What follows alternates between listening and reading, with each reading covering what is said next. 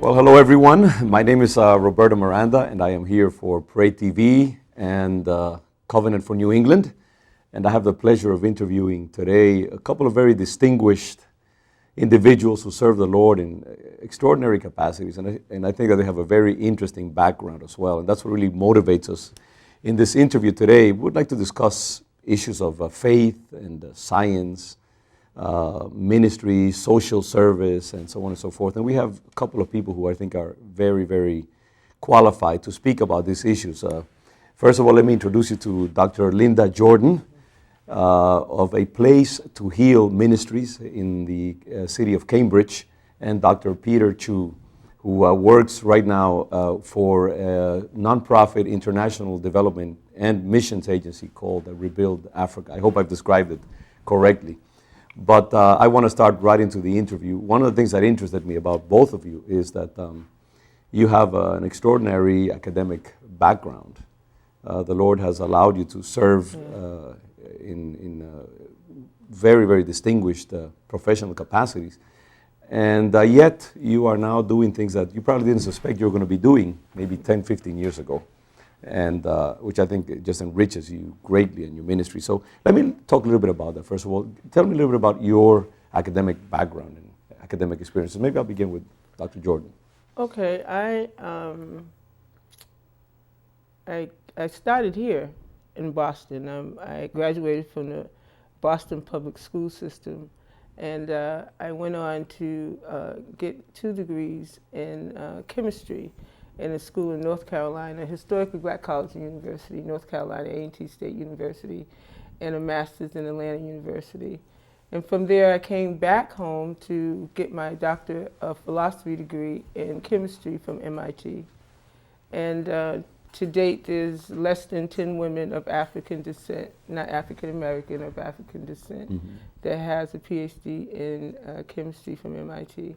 So from there I went to Paris and at the Institut Pasteur and did a postdoc, and then came back to North Carolina A&T and developed a research lab, trained students, did research, and came back to MIT as a Martin Luther King visiting professor, where I was called to ministry.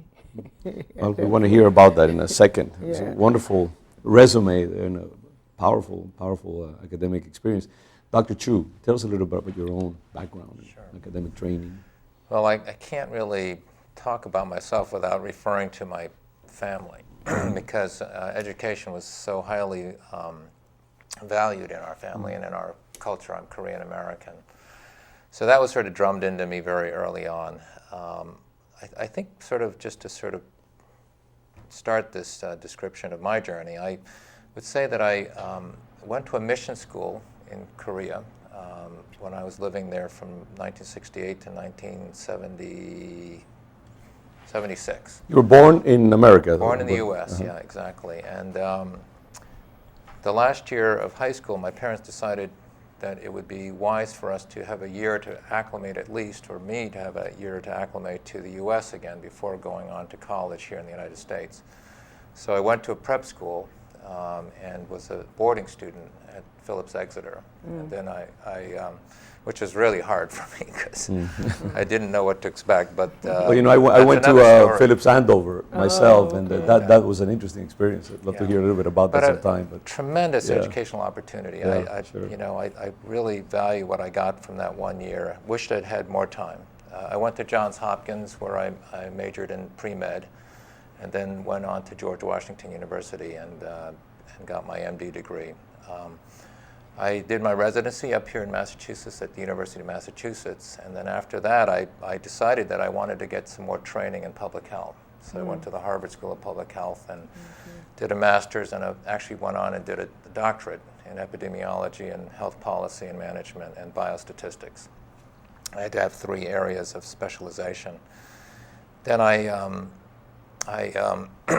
did research for a while at Brigham and Women's Hospital and the Channing Laboratory, but didn't find that very satisfying because I realized that there were a couple things that I was lacking or missing in my professional life, and then there were things going on in my professional life, my personal life, that also I was very unhappy about, and I wanted to make some changes First of all, I wanted to have more contact with people, and I missed the doctor-patient, patient-doctor interaction, which I didn't have much of as a researcher.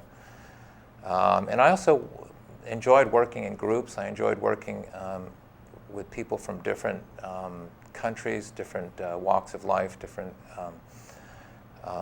socioeconomic backgrounds, and I just didn't feel like I was getting satisfied on those levels either. So I didn't have any like overarching strategy, or I'm not sure I can say that I had a roadmap, but I just knew I wasn't happy and I wanted to break out and do something different. That's when I met you, actually, because I was really searching for some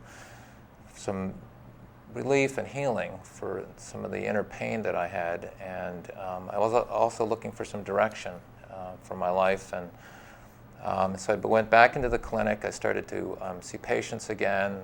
In 2001, I transitioned from my position at Brigham and Women's and Channing Laboratory to work for Harvard Vanguard Medical Associates. I did that for about, I want to say, let's see, yeah, about 10, 11 years, I should say. And then it's really strange. It's sort of in that period of time I formed some friendships, which led me to become involved with this organization, Rebuild Africa.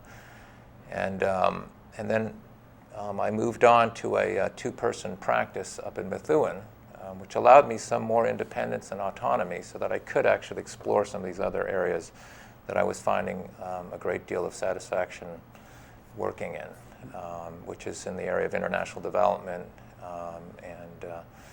and addressing some educational needs in Africa. In the midst of that very rich academic and professional experience that you both described, what role has faith and Christian faith played? I'm assuming that, and I know for a fact that in your case, Dr. Jordan, you've grown up in the Christian faith, and I suspect that perhaps you as well, to a certain degree, knowing that the Korean community has a very strong, South Korean community specifically, very strong Christian background. But how has that Christian background informed that academic experience as well? And how did you synthesize that? What conflicts and enriching elements have emerged from that? Maybe I'll start here with you, Dr. Jordan. Yeah, it's interesting. If I could just comment a few things Absolutely. on Dr. Peter, on Dr. Peter's conversation. I found some things that were opposing, so much so that I think is important that we discuss, because that's real life. And first of all, I forgot 2 of my degrees, and I want to put that on the record. I have a Masters of Public Health and a Masters of Divinity from Harvard University, and both of them were done at the same time. And I think, that's the date that I know, I'm the first one in history of Harvard University to have those 2 degrees to be bestowed upon on the same day. That's significant because during that process, it was really a struggle because of my own personal health issues. I had 2 bouts of cancer during the time when I was getting those degrees, and had to make a decision to leave my job, because I had to make a decision between, are you going to be a chemist or are you going to be a religious person? And I chose to do the rest. And I think it's important because people out there have struggles in life. Everyone doesn't come from a strong background of family support, and places where people say to them that, okay, you can do this, we want you to do this, we want you to go to school. That does not happen, and that does not happen here in America. And sometimes you get the opposite. It's exactly the opposite. Everything is propelled, can't do it. Bombarded in your environment to tell you that you are not good enough, that you cannot do it, and the expectation for you to succeed is very low. So those are personal, internal obstacles that you have to overcome yourself, which gets to your question, what about faith? Had it not been my faith in God through his son Jesus Christ, I would not have made it. You know, I mean, if I told you Harvard University and MIT University and those places did not open me with open arms to say, come here, you're a little smart girl and we want you to do well. That was not the case. I had to continuously prove myself, and the only place my family did not understand, being the first person in my family on my mother's side to go to school, they didn't understand why I could not be satisfied being a secretary and bringing my paycheck home to help the rest of the children. So that there was conflict at home, conflict in society, in the university system, and then conflict in society saying that you are not worth or you cannot do, because of where you come from your socioeconomic background, and from the color of your skin and your gender, all of these things together. So God, I had to believe that I knew that there was something that was calling me to something different for my life. I didn't know it was the Holy Spirit. It wasn't until later on that I realized that that feeling that I had as a child was the same feeling that I have now when the presence of God is in me, is activated.